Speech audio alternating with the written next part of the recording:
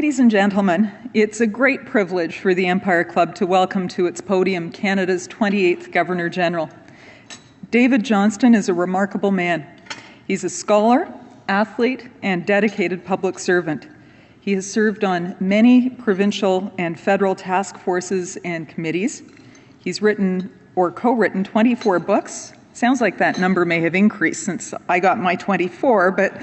It's the grandchildren that have increased. I see. Okay, well, I'll edit that. He holds honorary doctorates from over 20 universities and is a companion of the Order of Canada. Just prior to becoming Governor-General, he served as the 5th president of the University of Waterloo. He's been named to Harvard's Athletic Hall of Fame, having distinguished himself playing the most Canadian of sports, hockey. So he's very accomplished. I think you get that. But the thing that's the most amazing about him is he's a recovering lawyer. It endears him to me. I'm sure you'll all agree with me that we need more lawyers in positions of authority in this country. On a more serious note, the Governor-General is here to speak with us today about the challenges Canadians face as we approach our country's 150th anniversary in 2017. He'll explain to us his vision of that anniversary as a catalyst prompting each of us to think deeply and creatively about how we can give back to our country. His speech today is timely. If we're to make the anniversary meaningful, we need to seize the occasion today. We're delighted to have him sharing his vision for 2017 with us today. I would now like to invite the Governor-General to the podium.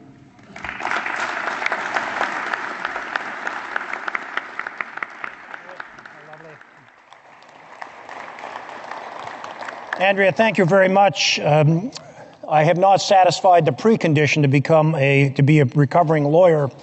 The precondition is this: I'm on a 1-year leave of absence from my law firm, and the reason for that is I was in my 3rd year of law, my only year of law in Canada. I'd studied in the UK for a couple of years, and in September, the first month of those studies, I went to find my articling position, 1 year of articling for the next year, and was all signed up. And the next month, the dean of the law school said, "We'd like you to come and join the faculty." I said, "I'd love to, sir, but I can't." He said, "Why not?" I said, "I've signed my articles of indenture." And he said, "Pacta sunt servanda, contracts must be honored." And I said, "Well, something like that, sir." He said, "Well, I'm glad to tell you that contracts of personal servitude were outlawed in the British Empire 200 years ago. You're a free man." And said, "Why don't you ask them if they'll release you from your articles of indenture?" So I went to see Purdy Crawford. Don, you would know Purdy. Many people in the room would be, to whom I was articled. And he said, "Well, what would you like to do?" And I said, "Well, I'd like to teach for a year or so." He said, "Well, you go and do that, and we'll give you a leave of absence, and when you've got the courage to face the real world, come and we'll teach you how to practice law." And for the 5 years after that, I went back to renew it, and I go back to see the firm about every 3 or 4 years, and I just remind them that when I've got the courage to face the real world, I'm going to come and they're going to teach me how to practice law, and it terrifies them. So my question to you is, where were you in 1967? I see a few fresh faces out there. You're too young to remember that special year. I also see some people here today with gray hair like mine. Dawn, you celebrated your 80th birthday yesterday. Happy birthday. Much gray hair, my cousin here. I think most of you remember 1967. I sure do. During Canada's centennial year, I was a young law professor at Queen's University in Kingston. I was a very green teacher at the time, 2nd year as a law prof. I was also a very green husband. My wife Sharon and I had been married for 3 years, now is 50 plus, and we just started to plan the arrival of our first child. So, an inexperienced professional, fledgling spouse, I was like many Canadians at the time. Our emerging generation of men and women shared some important qualities. We were confident, forward-thinking, and ambitious, and we expressed those qualities in many ways during our centennial year. And I still have the most vivid memories of that time. Canadians built hundreds of arenas, schools, libraries, community centers, in which young athletes, students, and families could play, learn, and grow together. Qui ne se souvient pas d'Expo 67? Plus qu'une célébration du Canada, ce fut notre cadeau au monde entier. Pourquoi avons-nous célébré notre centenaire? Pourquoi avons-nous donné de façon si grandiose et si généreuse? Our centennial was an unprecedented opportunity for our entire country to reflect, to take stock and imagine our future, a future that would see us stride continuously closer to fairness, equality, and justice. Looking back over 100 years together gave us the power to look forward and focus all of our attention and energy on bringing about that kind of Canada. Well, much has changed since our centennial year. For one thing, Sharon and I have now been married for almost 51 years. We have 5 children, and as of 2 weeks ago, 12 grandchildren.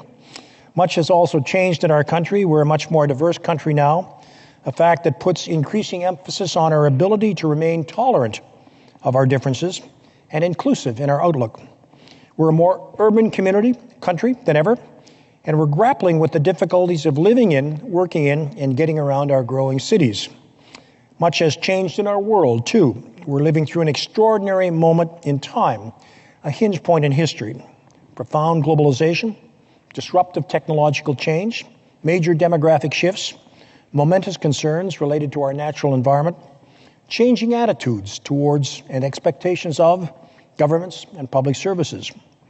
So with these challenges at home and beyond our borders staring us straight in the face, I have a question for all of you here today. What are we giving to Canada on its 150th birthday in 2017? More broadly, what are we doing to make Canada a truly smart and caring nation? An occasion as momentous as Canada 150 comes along only once, maybe twice in a lifetime. How are you going to use this rare opportunity to do something special for your country, to give a gift to Canada? Because after all, that's what we do at birthdays. As Governor General for almost 5 years now, I've been crisscrossing the country, meeting and speaking with Canadians of all ages, regions, and backgrounds, and I've asked them to think deeply about this question of their gift to Canada. We're now just a year and a half from 2017. Canada 150 is fast approaching. Now is the time to put plans in motion, to turn ideas into action, the time to act. Because the country we dream of won't build itself. It requires strong wills and innovative actions. Well, what do I mean by innovative? Innovative is a word that gets bandied about quite often, so much so that it's no longer anchored in any real meaning.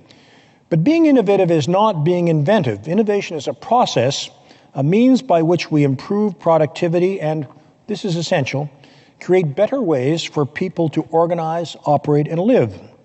Such improvements and adaptations are vital to maintaining and advancing our quality of life in Canada.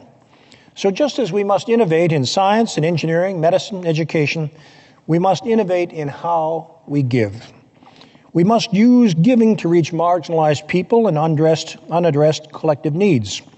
We must give in ways that ensure every single Canadian can reach his or her full potential and enjoy a life of dignity and meaning. We must give using increasingly effective and more ambitious methods to overcome the daunting challenges we face right now in our time. Well, what does innovative giving look like? Here's an example. I was here in Toronto earlier this month at the Mars Centre for Impact Investing. Members of the G7 Social Impact Investment Task Force were also there, gathered in Canada for the first time.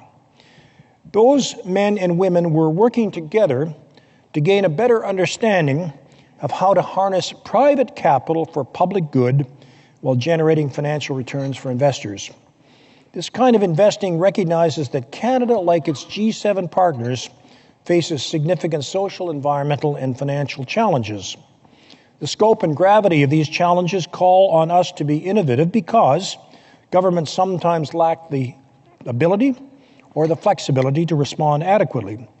It's not that there isn't enough money in the world to address these challenges. It's that the money is tied up in financial markets held as interest-earning investments rather than being deployed where it's needed most.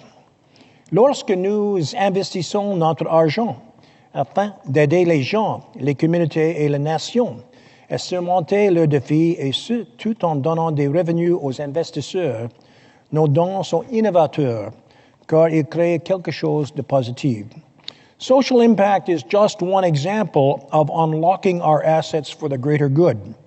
Our task in the next year and a half is to uncover and start carrying out more such examples of innovative giving. I have no doubt we can. I'd like to emphasize the importance of being smart in our giving, as well as caring, keener minds and kinder hearts. Smart giving means two things: being innovative, as I've just mentioned, as well as constantly measuring our impact. Both are so important. Social finance is a great example of smart giving, not least because of its focus on measuring impact. What is the social impact of this particular investment? Measurement allows us to chart progress, improve performance, and communicate value. It also allows us to avoid unnecessarily duplicating efforts and administrative costs. So, for example, if you want to support a good cause, job number one is to find a charity with the same aim. If there isn't one, job number two is to ask whether you might help an existing charity innovate and fulfill that name. And if you still can't find a match, then job number three is to fill that gap. With limited time and resources available, smart giving is so key. We want to form partnerships and find synergies to amplify our giving and make it more effective. We want to build on the good things Canadians are already doing. We want to be smart in our caring, and that means innovation, and that means measuring impact. Our country has a long and storied history of innovation, technological, economic, political. In fact, Canada itself has been called an innovation in diversity and multiculturalism, and is quite a rare specimen in that respect. An experiment to test the proposition that all the peoples in the world can live together in harmony. Just think about that for a moment. One of the great delights of this job is you have the privilege of meeting people that impress you and cause you to think a lot. One of these was Angela Merkel, who was with us a little over a year now. We spent a delightful time at Rideau Hall, and she is a research chemist by background, and I'm a university guy who is like the kid in the candy store with questions. So she was cross-examining me quite persistently about several subjects, and I was cross-examining her, and we kind of agreed it would be 10 minutes for her turn, 10 minutes for my turn. And one of my first turns was whether the European Union, this remarkable assembly of nations who had just won a Nobel Peace Prize a couple years before for keeping peace in Europe for 60 years. Quite an accomplishment when you think of the history of the last 1,000 years. And so my question to her is whether the European Union. Her question to me was, how does this crazy quilt Canada, this mixture of so many different things work? How can it hold together? To answer her, I actually had a book. I guess I've probably bought 50 copies of this book now, Why Nations Fail by James Robinson of Harvard and Darren Acemoglu of MIT, and it has a wonderful Canadian connection. It's a product of the Canadian Institute for Advanced Research. Eric, something near and dear to your heart. The Canadian Institute for Advanced Research, created by Fraser Mustard here in Toronto, which tackles those large problems that cannot depend upon their solution, the expertise of a single discipline. And the thesis of Robinson and Acemoglu on why nations fail, or why certain societies fail and why others succeed, is very simple to state. It's those societies, those nations, those communities that are inclusive in their economics and their politics are in a virtuous upward circle. And those nations or communities that are extractive in their economics and politics are in a downward circle. Note it's not inclusive and exclusive, which is a 180-degree relationship. It's inclusive and extractive, which is more like 145 degrees. Chancellor Merkel's English is very good. But for 5 minutes after I presented this book with that explanation, she broke into German. It was a little bit embarrassing because she was chatting with her ministers in German. I loved it. I could pick up enough to know that this was a rich conversation. And in about 5 minutes, they identified 17 German synonyms for the word extraction or extractiveness. And that was what she was trying to figure out. How, with this centrifugal forces, with this disparate set of colonies, etc., how could you knit it all together? And the inclusiveness, of course, was the secret. And that was a wonderful conversation. And at the end of it, she said some very attractive things about Canada and how important that social innovation of inclusiveness had to do with the world that we're planning, and how much the embrace neighbor to neighbor is a part of that. How important has it been from the time of the very first European settlers meeting with the indigenous people who were already here, who were welcomed and were taught how to understand and to deal with a very, very difficult climate, that inclusiveness became part of the DNA of Canada. Champlain's first settlement would not have survived the first 2 winters had the native tribes not provided fresh meat for them, and a tea they made from evergreen needles that actually combated scurvy, we now understand. They didn't at the time. And that's a very interesting story on that social innovation. And I would say we must ensure that we bring innovation to our giving, because both innovation and giving are profoundly human processes. So we must foster a culture of giving at the community level. All giving is local, and community-based initiatives are so important. My Giving Moment, a social media campaign we inspired at Rideau Hall, features thousands of such individual and neighborhood acts of caring. The campaign aims to give voice to those acts, to build up and amplify the great work being done by individuals and charities to try to build smart and caring into the DNA of Canada. That's what we do as Canadian citizens. We look after our neighbors. So there are stories about Canadians donating money to charity, volunteering at animal shelters, tending community gardens, offering their professional skills to those in need. I'll have a wonderful example this afternoon. I'll be going from here to meet many of the volunteers for the Pan Am and Para-Pan Am Games. Guess how many volunteers are involved in that modest enterprise? It's 24,000. 24,000. Just put do a financial calculus and put a value on that contribution of 24,000 volunteers, many of whom have been working for a year in preparation, not just the 2.5 weeks of the games. It's the 3rd largest sport international enterprise in the world, the 2 others being the Olympics and the Pan Asian Games. I was in Prince George a few months ago for the Canada Winter Games. There were 4,000 volunteers from that community who had made those games work and had worked on it for a year. The Vancouver 2010 Olympics, another example of extraordinary volunteer effort. These are just shining examples of something that could not occur, and certainly not occur with the quality that the Pan Am Games and Para-Pan Am Games in Toronto will be, and the Vancouver Olympics will, and the Prince George Canada Winter Games without that kind of enormous effort. It's really something that is largely too unnoticed, but absolutely profound and essential to carry out these great endeavors. Let me move from the micro to the macro just for an example. One woman, Alison Fair, marked her 40th birthday by undertaking 40 acts of giving during her milestone year. Not only did she follow through, but these giving moments also inspired her to keep giving. What an amazing feeling it is, she says, to have someone smile at you and say, "Thank you, you made my day." Such simple but meaningful acts can inspire us to make our nation's 150th anniversary one for the ages. So let's rise to that occasion. And that's my challenge to the hundreds of Canadians here today and to the millions beyond these walls, and that will be the message that I will express on July 1st, on Canada Day.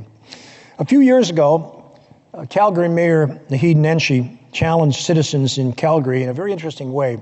He'd become mayor and he appointed an advisory committee to do things that made the community even healthier. And he said they came up with an idea I thought was really dumb at the start, and I rejected it out of hand. But they kept persisting and said, give it a try, it'll work. So he said, I did. And the idea was very simple, to ask each Calgarian to do 3 things to make Calgary a better place.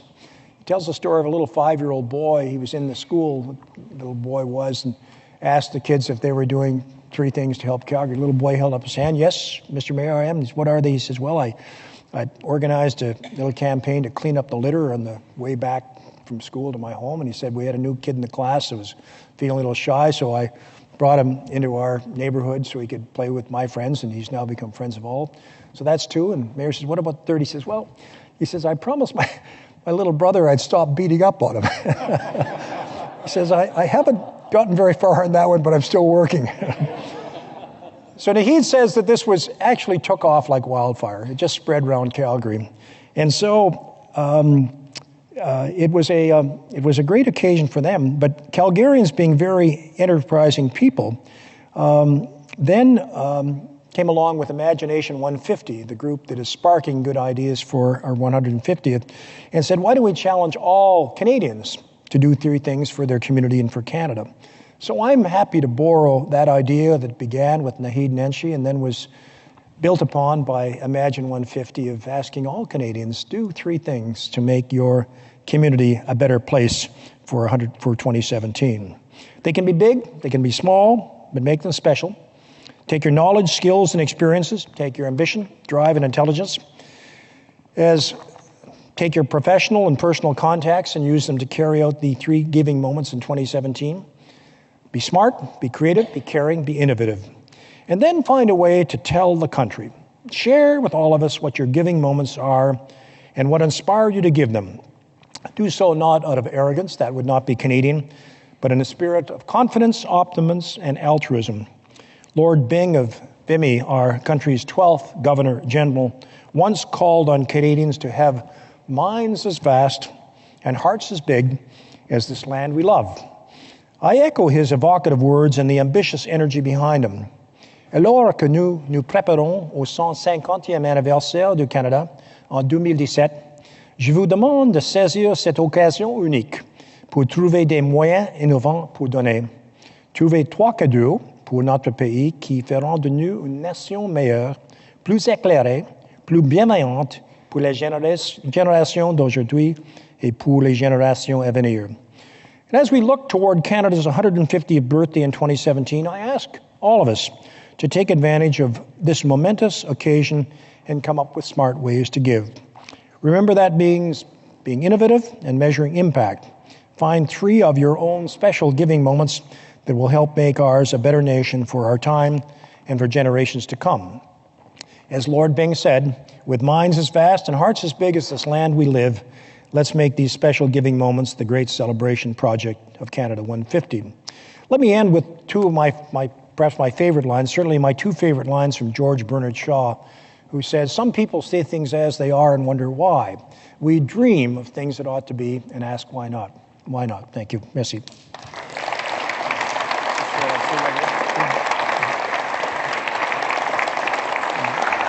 Q&A would be done from the stage for you. Okay, thank you. Cross-examination.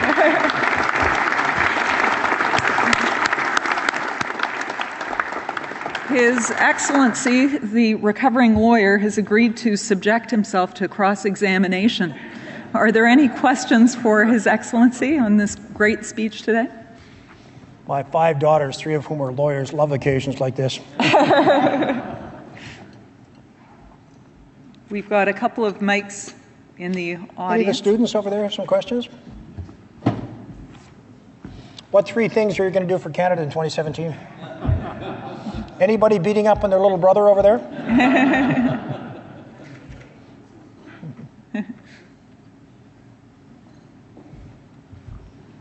Thank you so much. Thank you so much, the Honourable Governor General David Johnston. On behalf of the students at Centennial College, I have thought about doing 3 things to make Canada a better place.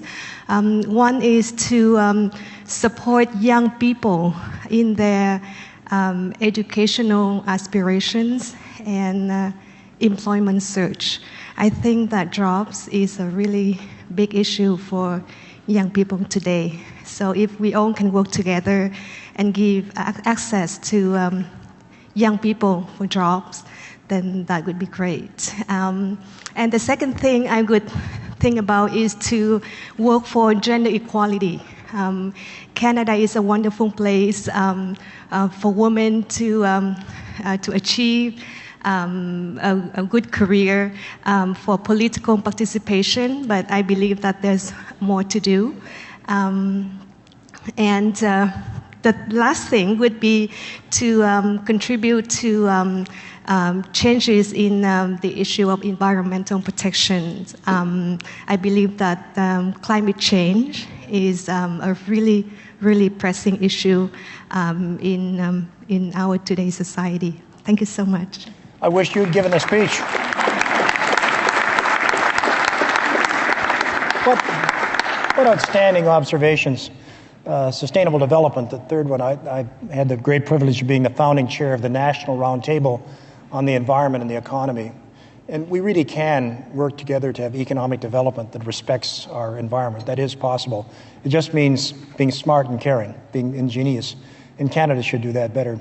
On the second issue of gender equity, I'm the father of 5 daughters, and this afternoon at out of school time, I'll be with my number 2 daughter, who's a lawyer who runs Catalyst Canada, which is attempting to raise the opportunities for women in senior executive positions and boards.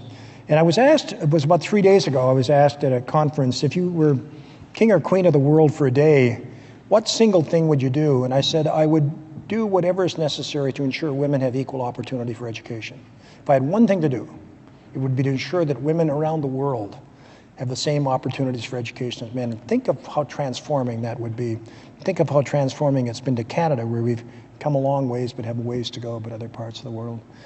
On the first observation you make about opportunities for young people, both for education and jobs and careers, I'll say 2 things. One is I've just finished reading the Truth and Reconciliation Commission report. It's about 400 pages long. It's about 94 recommendations, a lot. The stories are compelling. And the single most striking observation I have about that is how little we non-Aboriginals understand about 6 or 7 generations of the life of Indigenous peoples, in particular the residential schools, but beyond that. And our first job is just to overcome that knowledge gap, that ignorance gap. And so that's a big challenge for us. How do we give Aboriginal people the equality of opportunity so that they can reach the same level of education standard, job opportunities, et cetera, as non-Aboriginal people? For me, I think that's the biggest single domestic challenge we have, and I hope we really answer it with 2017. The second thing I'd say about that is I love this country, and it has so many good things, and we have some challenges. One of the challenges is in an OECD graph that I often use, Organization of Economic Cooperation and Development, the 32 or so more industrialized society. And they measure social mobility in a variety of ways. One of them is a chart looking at educational achievement.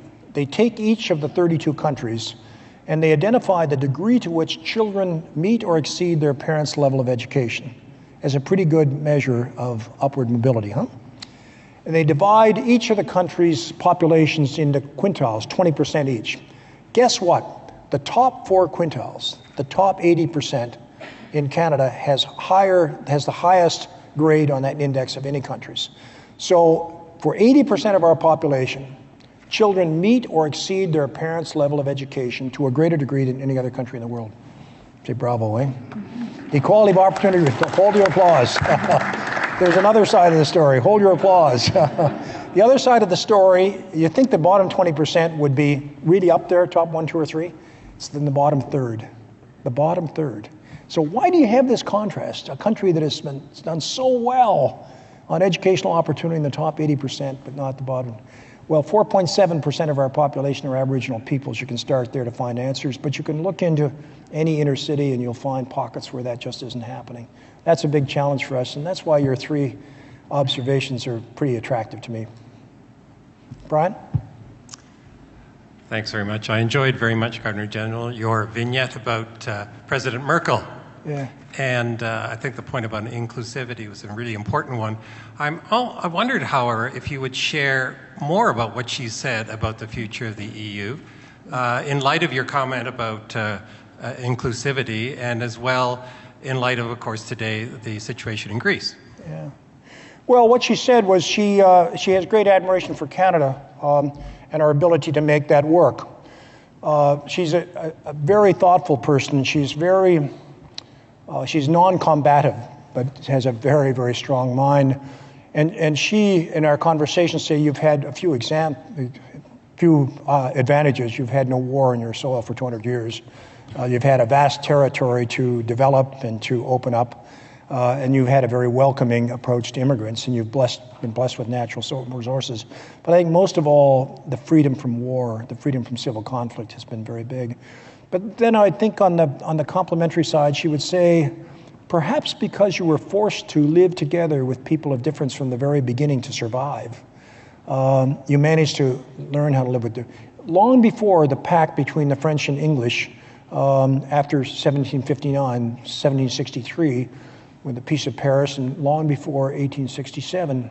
Champlain was the first governor.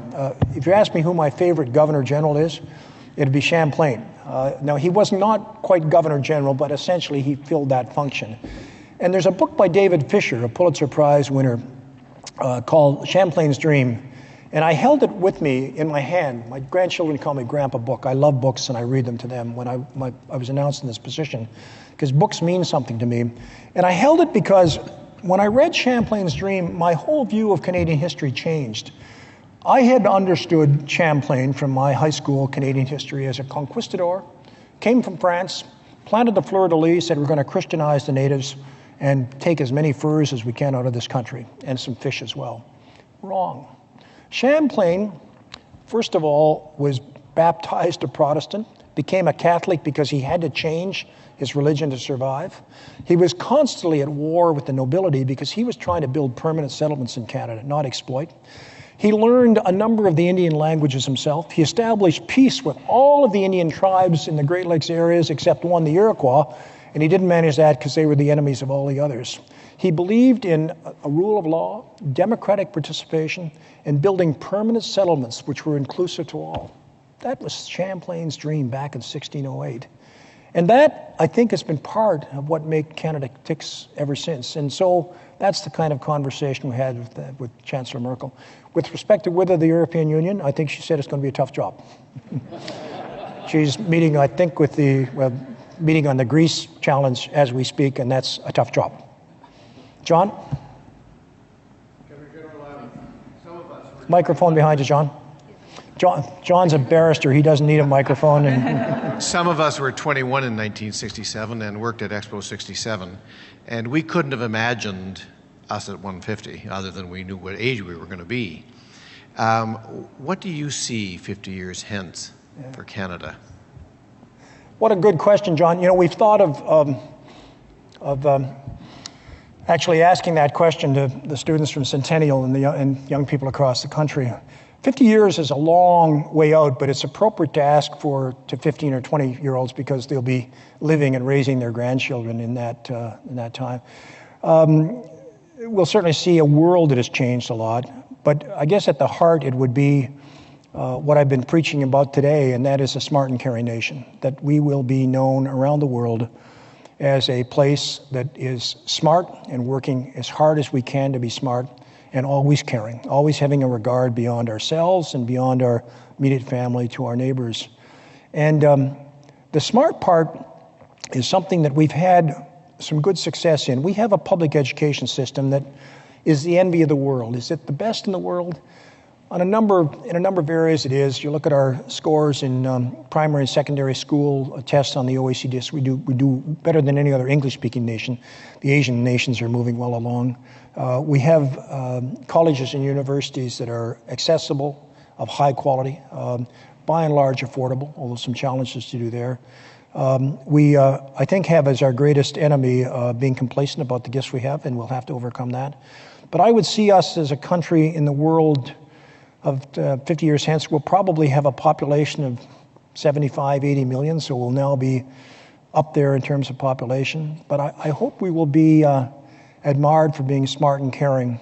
And given my background as a university educator, I would hope we would be seen as the Athens to the new Rome's, the place where education knowledge is valued and respected enormously. And I would say the sovereignty of nations in this 21st century will be more defined not by the size of their gross domestic product or how large an armada of ships they can put together, but how well they develop the talent of all their people and use that talent to improve the human condition.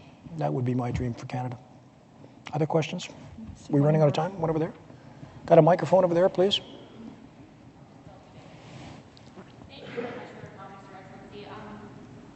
One of the things that I've been thinking about is in some cultures, the person who's being celebrated gives a gift back rather than receive gifts. And I wonder if you can think forward to, if Canada were to, rather than think about what it can do for itself, what can we as Canada do for the world? What can we give as our gift in celebration of our 150th to the world? What would that be?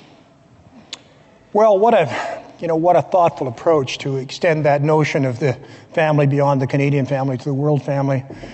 I would say the greatest gift we could give would be the lessons of giving back, that a smart and caring nation is a smart and caring community, is a smart and caring world, and to engender that degree of respect. And that's why I would say, if I had one thing to do, it would be to educate women. Why? Because I see that as such a, not only the right thing to do from a fairness point of view, but all of a sudden you take the other half of the population of the world and you develop the talent to its best, and it's a pretty talented half, and then you unleash that in the world. That would be, I think, a very important contribution. So I guess I'd answer your question by saying I would like Canada to be the Athens to the new Rome's with respect to being smart and caring.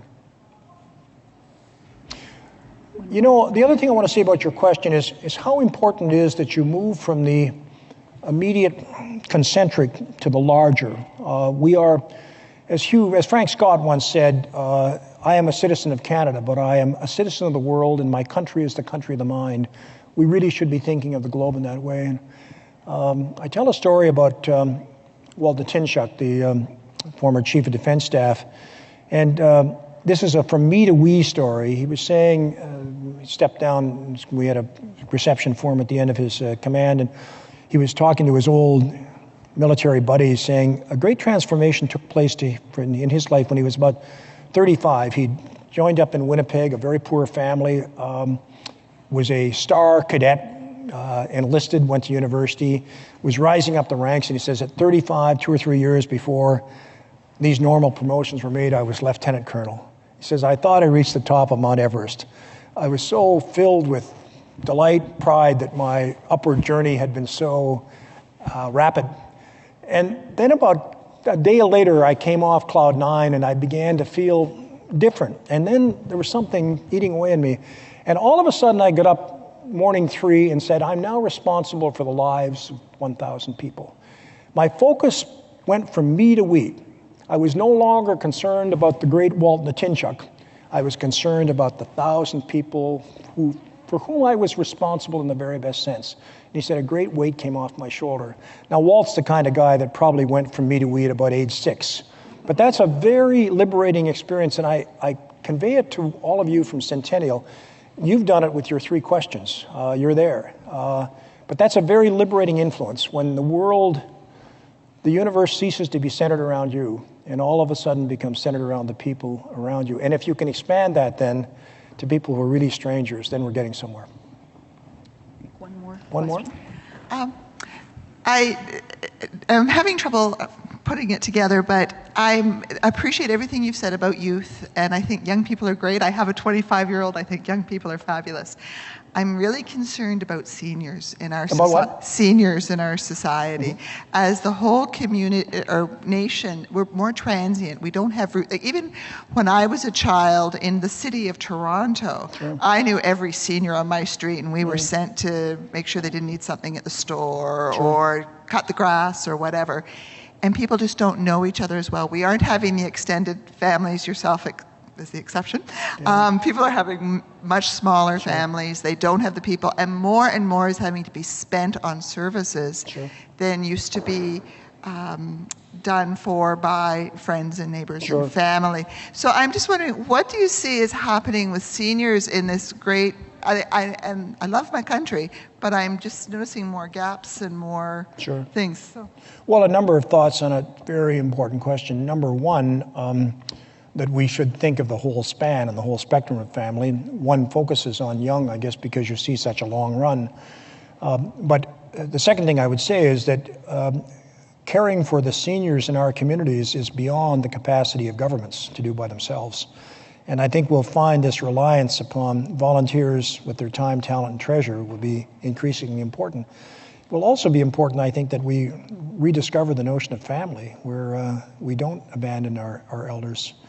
Another thing I would say is that that we are all living longer, and we are having to learn how to age well.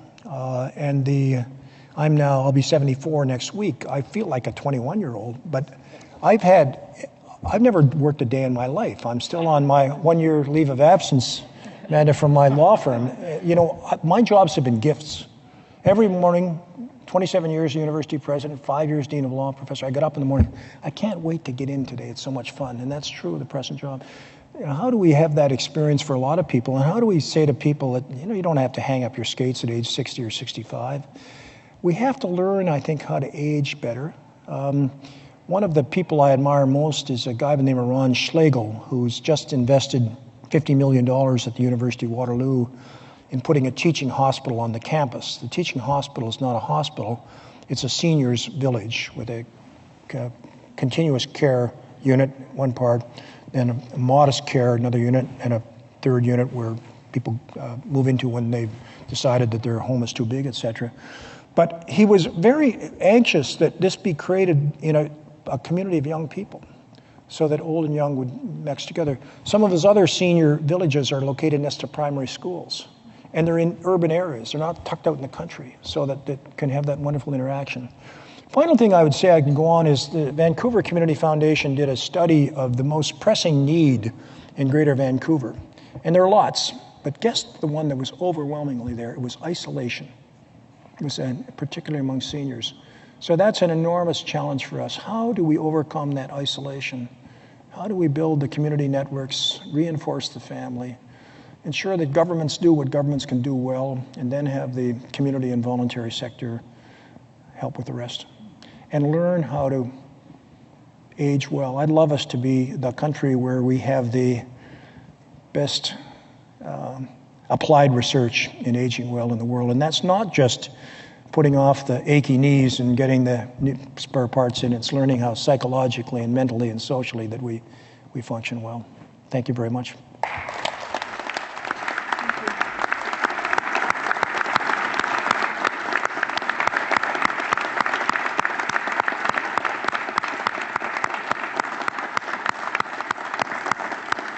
Boy, lots for us to think about for 2017 and beyond. I'd like to invite Mr. Matthew Rowe, Director of the Empire Club, to join me on stage to thank our speaker. Thank you very much, Andrea. The role of Governor General is a mighty one. The Constitution has an entire section devoted to it, and interestingly enough, the word Prime Minister never shows up once. But it's a lot of responsibility. There's a lot of razzle-dazzle, and it can easily go to one's head. And yet, Your Excellency, you've approached the role with characteristic humility, with a lack of pretension, which I think could only be described as Canadian. Traders, as an example, traders on Bay Street who were taking an early lunch today might have been surprised to see Her Majesty's representative just walking up the street from his hotel to come to this event. And I think it speaks to the kind of leadership that you have been able to provide. I've taken away from today that there's been a challenge put out to all of us, and I hope everyone here leaves this lunch thinking about how they will give back, what their giving moment will be for Canada 150. I'm delighted, though, that Your Excellency, you will be there with us to lead our nation in celebration during that wonderful year, and I think our Queen and our country are very lucky to have someone like you. Thank you very much.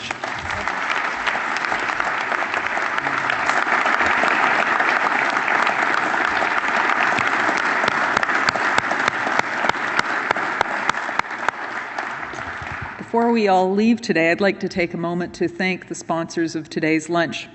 Thank you very much to Accenture, and thank you very much to Prince's Charities Canada. I'd also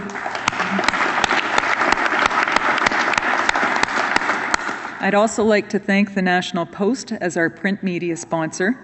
This meeting will be broadcast on Rogers TV. Ladies and gentlemen, bear with me. I have to do one little pitch. We only have one more event before we break for summer, and I think it's going to be a great one. On June 23rd, next Tuesday, Victor Dodig, who is the CEO of CIBC, will be coming to speak with us about a topic near and dear to my heart, technology and banking. This is a must-attend event for anyone interested in Canadian innovation. So, to learn more about membership and about upcoming events, visit us online at www.empireclub.org. You can also follow us on Twitter at empire_club. Thank you all for joining us today. We really appreciated seeing you. Please join us again soon. And ladies and gentlemen, this meeting is now adjourned. Oh, excuse me. Sorry. Ladies and gentlemen, please rise for the departure of the Governor-General of Canada.